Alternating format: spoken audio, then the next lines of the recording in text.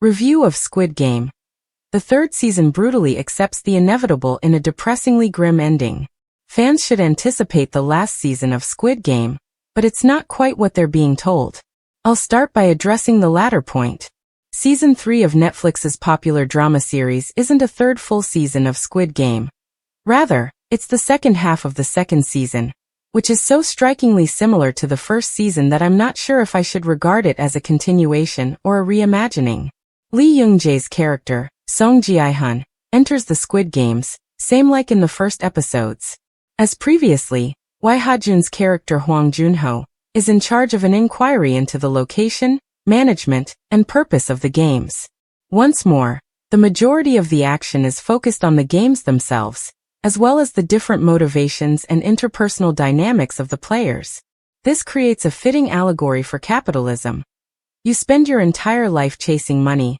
Money that you need desperately, of course, but money that is dangled out of reach by powerful arseholes who would rather laugh at your plight than assist you in surviving. Admittedly, Season 2 made several ingenious changes to keep the mayhem interesting. Gi-hun believed he understood how to assist his other players since he had played similar games previously. Hwang In-ho Lee Byung-hun, also known as the front man, entered the games as a desperate stranger in order to have a deeper understanding of Gi-hun's morally upright cause. Subsequently, the story diligently advanced as additional characters, games, a voting process, and an insurrection were introduced. However, the novelty that made Squid Game so initially captivating couldn't be recaptured by these little adjustments and organic changes. Rather, creator Hwang Dong-hyuk used a two-pronged strategy to appease his enormous fan base, providing them with what they want, mostly more brutal gameplay that reflects a brutal world.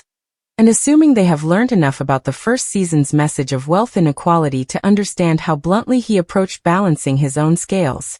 A one for them, one for me strategy that I am forced to accept. Here we are. Season 3. The last season. Whatever you call it, Squid Game's denouement still has to be drawn out. While the final outcome is fairly obvious, if it isn't already, Hwang's adherence to his message prevents the progressively severe new episodes from veering into brutality. Squid Game provides enough closure to satisfy anybody who is still on the edge of their seat. Despite the generally somber atmosphere, there isn't much space for humor. Its tiny, fleeting flashes of brightness also provide the starkest realities to frame the gloom.